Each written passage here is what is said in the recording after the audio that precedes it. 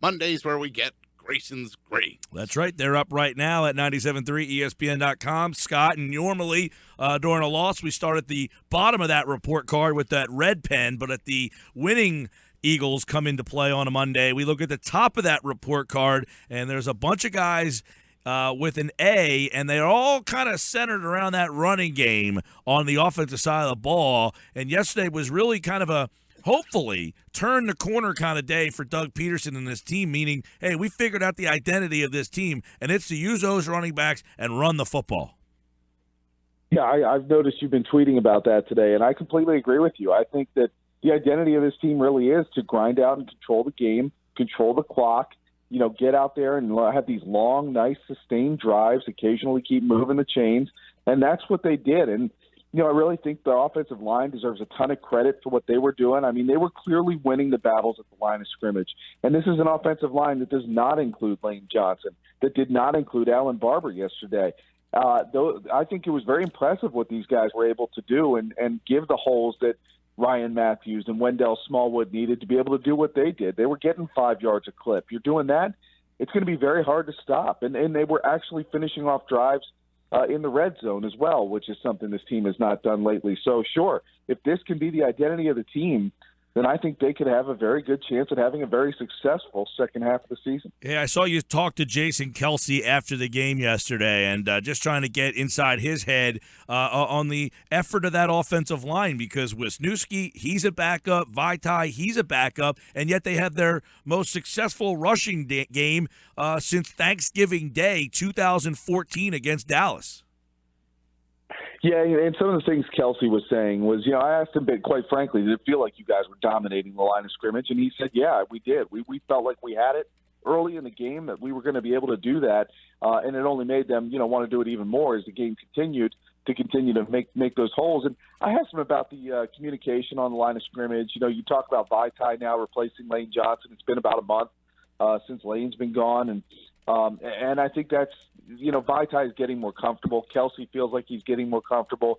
And as a result, the whole line is getting more confident in each other, because that's stuff that normally is built on in the offseason, training camp, and then into the season. But they've had to redo that now with Lane Johnson's suspension, with Vaitai being on there. And Wisniewski's such a veteran that they feel he's able to be plugged in and he knows what he's doing. And yeah, this line, look, it was certainly reassuring and positive to see what they did in that game, but they've got some tough tests coming up here later in the season as well.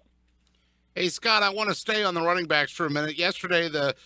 Was yesterday the best blueprint of how to use those guys, and does it feel like that's what we can expect moving forward, featuring Matthews and Smallwood and then using Sproles more in like a short passing game situation? Yeah, I think that was the best format for all those guys. I think Matthews likes to be fed early, to be able to start building up, his confidence and his identity on what the rest or what the opponent is trying to do to them. And then, Wendell Smallwood, it almost seems like at times Doug Peterson would look around down the sideline in the second half and go, oh, wait, we haven't used him yet. Let's put him out there. Wendell Smallwood's the kind of guy that you give him a couple carries in the first half, and he's also in the flow of the game and ready to do some more positive things in the second half. So, yeah, I thought that was the perfect formula for these guys to go out there and be successful within what they do.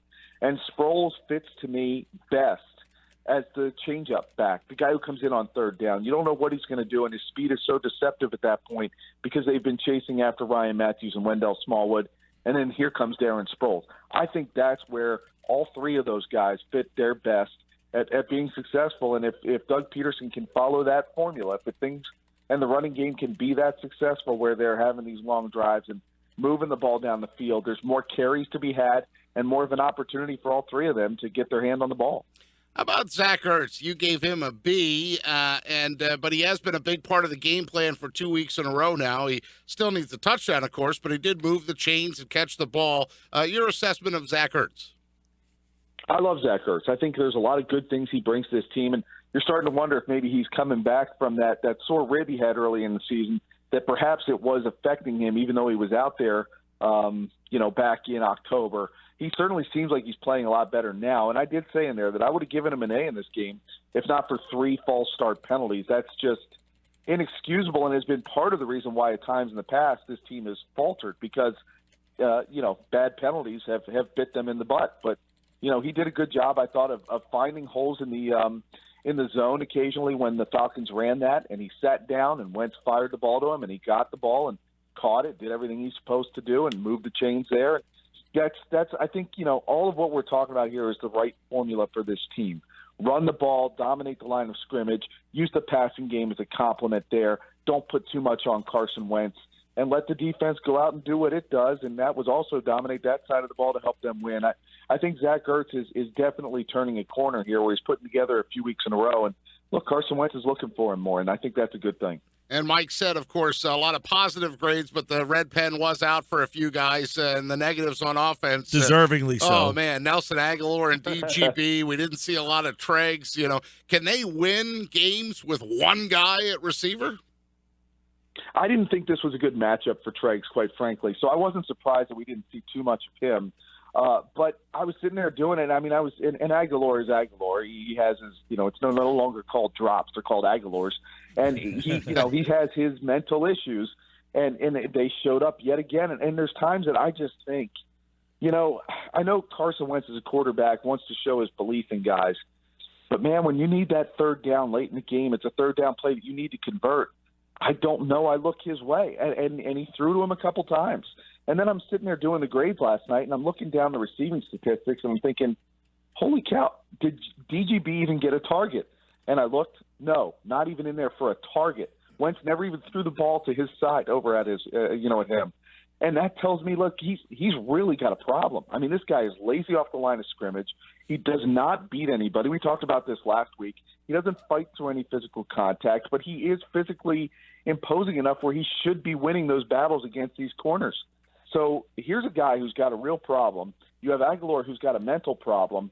Look, Wentz is already hampered enough with the talent at wide receiver, and now he can't really believe in two guys out there. So they've got to find a way to get them going, however it takes place in practice. But they've got to get those guys to be more of a factor, or this team's going to struggle to really win some of these games that are going to be huge, like next week at Seattle. Yeah, and Grayson's grades with us. Scott Grayson doing the grades at 97.3 ESPN.com, and we opened up with the offense, but really the defense won them this game. And I think you got to give some credit, although I can't stand the finger-pointing all the time from Jalen Mills, a seventh-rounder. They asked him a lot to go one-on-one with Julio Jones. You're like scratching your head like, dude, this is a seventh-round rookie, and you got him one-on-one with maybe the most explosive, best receiver in the game. He held his own yesterday. You got to give him a lot of credit.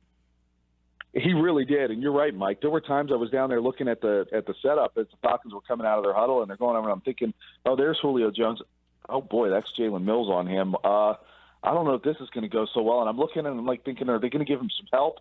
But he really did do a fantastic job, and it's one of those times when it makes you think, look, maybe they found a bit of a diamond in the draft, and it was one week where he played really well, and they needed him to, and he did it. They did it against a great receiver, and it does make you stop and think, boy, maybe they have some depth there at that position where we didn't previously think they did, and they needed it because McKelvin was, as I forget who it was, one of the players said, Malcolm Jenkins said McKelvin's out there playing with a flat tire because he has a sore hamstring.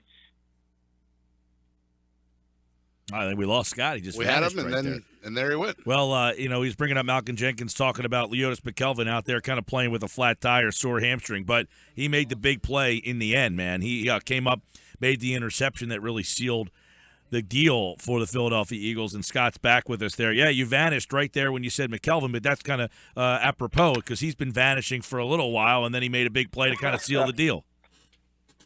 Yeah, he did. I mean,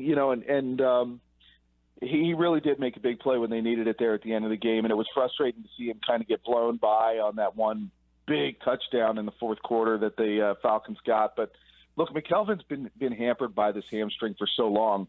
If Jalen Mills can do what he did yesterday and Nolan Carroll can get out of the concussion protocol, I mean, it almost makes you wonder if they just need to sit McKelvin for several weeks to get that hamstring back and going. This team's right in the middle of the wild card race. They're going to need him down the road if they're going to do anything at that point. But yeah, I was really impressed by Jalen Mills. All right, Scott Grayson's got all the grades. Go to 973ESPN.com and see what he gave to other players on this team. And, of course, you can catch Grayson's grades after every Eagles game at 973ESPN.com and hear the audio version every Monday after the Eagles play. And next week we'll have Grayson's grades for Eagles and Seahawks. That should be an interesting one. Scott, we'll look forward to that, pal. Good job yesterday. All right, thank you very much, Mike.